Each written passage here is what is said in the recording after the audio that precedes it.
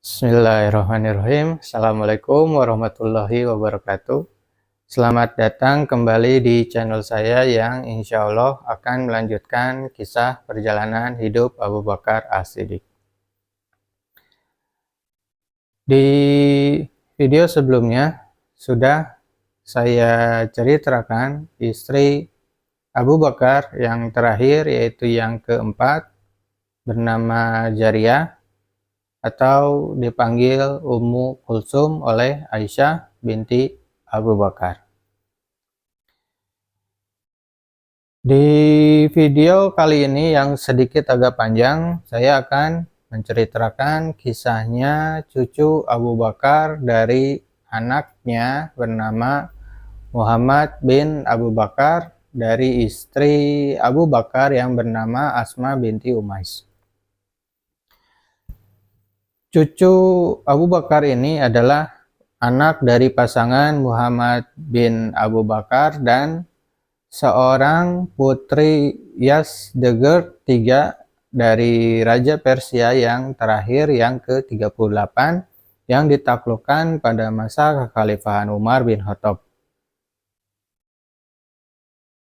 Pada saat Qasim menjelang dewasa, Qasim dikenal sebagai satu dari 7 orang ahli fikih di Madinah, dan yang paling utama ilmunya juga paling bagus sifat waroknya. Mereka semua 7 orang fikih dari Madinah itu disebut sebagai 7 fiqaha Madinah. Qasim bin Muhammad bin Abu Bakar lahir pada akhir kekhalifahan Utsman bin Affan dengan kondisi Islam pada saat itu dilanda badai fitnah yang mengakibatkan Khalifah Utsman bin Affan terbunuh. Belum beres masalah yang terjadi soal terbunuhnya Khalifah Utsman bin Affan, muncul masalah lain, yaitu sengketa besar antara Khalifah Ali bin Abi Thalib dan Muawiyah bin Abi Sufyan bin Harb, yaitu seorang gubernur daerah Syam. Dalam kondisi keadaan politik seperti itu yang sangat genting dan mencekam, Qasim dan adik perempuannya dibawa oleh orang tuanya ke Mesir dari Madinah. Lalu bapaknya Qasim, yaitu Muhammad bin Abu Bakar, diberi amanah dan diangkat oleh Khalifah Ali bin Abi Thalib menjadi gubernur Mesir dan terbunuh di Mesir akibat pergolakan politik dengan pihak dari Muawiyah. Setelah bapaknya Qasim terbunuh di Mesir, Qasim yang pada saat itu berumur 7 tahun kembali dibawa keluarganya ke Madinah oleh pamannya, yaitu Abdurrahman. Dan Qasim pun bercerita bahwa setelah ayah terbunuh di Mesir, pamanku Abdurrahman datang untuk membawaku dan adik perempuanku ke Madinah. Setibanya di kota ini, bibiku Ummul Mukminin, yaitu Aisyah, mengutus seseorang mengambil kami berdua untuk dibawa ke rumahnya dan dipelihara di bawah pengawasannya. Memasuki usia remaja, Qasim sudah hafal Al-Quran dan mendapat banyak ilmu sebanyak yang Allah kehendaki. Bahasa Arab, fikih Islam dari Al-Quran, akidah, syariah, soal penjelasan hadis Nabi dari bibinya Aisyah.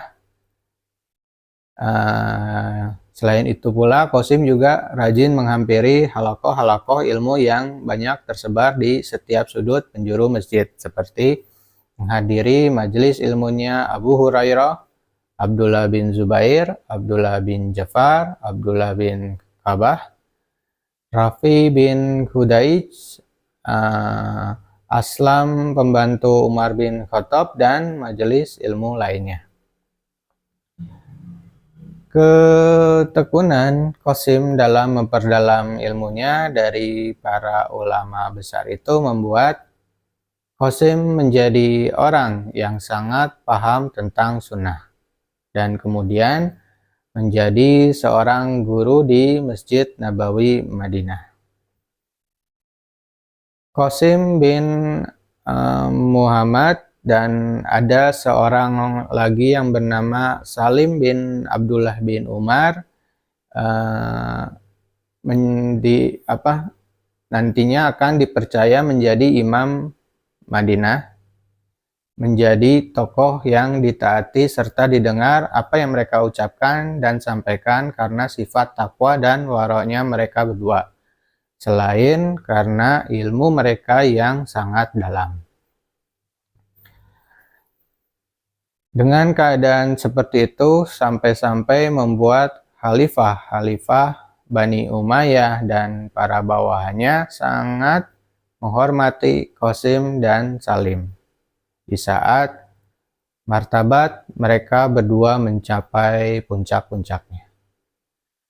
Khalifah-khalifah Bani Umayyah beserta bawahannya tidak pernah mengeluarkan suatu keputusan atas masalah yang sulit kecuali setelah mendengar pendapat dari kedua ulama besar tersebut, yaitu Qasim bin Muhammad dan Salim bin Abdullah bin Umar. Pada masa kekhalifahan Al-Walid bin Abdul Malik, banyak berbagai pembangunan di masanya dikarenakan Al-Walid merupakan penggemar arsitektur. Pembangunan tersebut diantaranya adalah pembangunan Jami Al-Aqsa, yaitu tempat sholat di Masjid Al-Aqsa bagian selatan, pembangunan jalan-jalan dan sumur-sumur di Hijaz, serta perluasan Masjid Nabawi di Madinah yang cukup sensitif. Perluasan Masjid Nabawi di Madinah ini tidak bisa dikerjakan tanpa membongkar masjid yang lama di keempat sisinya dan menggusur rumah istri-istri Nabi Rasulullah Shallallahu Alaihi Wasallam. Hal itulah yang membuat pembangunan perluasan Masjid Nabawi menjadi sangat sensitif. Dan karena hal tersebut, Khalifah Al-Walid menulis surat untuk dikirimkan kepada Umar bin Abdul Aziz, yaitu seorang gubernur Madinah, yang isinya, "Aku memandang perlunya memperluas Masjid Nabawi sampai 200 hasta persegi. Untuk kebutuhan ini, keempat dindingnya perlu dirobohkan dan rumah istri-istri Nabi terpaksa terkena perluasan. Selain itu, rumah-rumah yang ada di sekitarnya perlu dibeli dan posisi imam dimajukan. Engkau mampu mewujudkan hal itu mengingat kedudukanmu di antara paman-pamanmu adalah keturunan Ibnu Khattab dan besarnya pengaruh mereka di masyarakat. Jika penduduk Madinah menolaknya, engkau dapat meminta bantuan kepada Qasim bin Muhammad bin Abu Bakar dan Salim bin Abdullah bin Umar. Sertakan keduanya dalam rencana pemugaran dan perluasan ini. Bayarlah ganti rugi rumah-rumah warga dengan harga setinggi mungkin. Bagimu, pahala yang baik seperti apa yang dilakukan Umar bin Khattab dan Utsman bin Affan." Setelah Umar bin Abdul Aziz, gubernur Madinah, membaca surat tersebut, segera langsung mengundang Qasim bin Muhammad bin Abu Bakar dan Salim bin Abdullah bin Umar dan para pemuka kaum muslim Madinah. Mereka gembira setelah isi surat dari Khalifah Al-Walid dibacakan dan siap mendukung rencana Khalifah Al-Walid. Qasim bin Muhammad bin Abu Bakar memiliki kepribadian yang mirip dengan kakeknya, yaitu Abu Bakar As-Siddiq. Sampai-sampai banyak yang berkata bahwa tidak ada anak keturunan Abu Bakar yang lebih mirip dengan beliau daripada Qasim. Dia begitu serupa dalam akhlak, bentuk fisik, keteguhan iman, maupun kezuhudannya. Contoh, saat ada seorang dusun datang ke masjid lalu bertanya kepada beliau, "Siapakah yang lebih pandai, engkau ataukah Salim bin Abdullah?" Qasim berpura-pura menyibukkan diri hingga membuat orang dusun tersebut mengulang pertanyaannya. Dan Qasim pun menjawab, "Subhanallah." Orang dusun itu pun kembali mengulang pertanyaannya sampai ketiga kalinya, lalu Qasim menjawab, "Itu dia, Salim, putra bibiku, duduk di sebelah sana."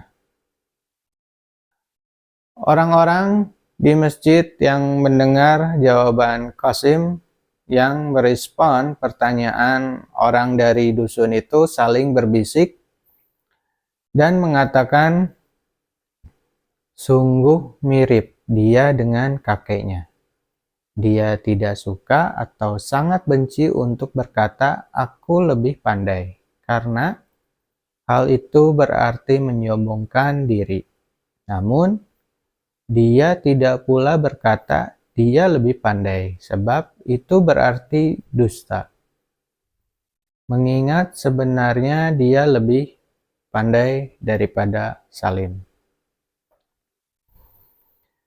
Ada kisah lain yang menggambarkan Qasim yang tawadu, yaitu pada suatu ketika di Mina, terlihat para jamaah haji datang dari segala penjuru negeri ke Baitullah dan bertanya soal agama pada Qasim. Dan Qasim menjawab sebatas apa yang diketahui.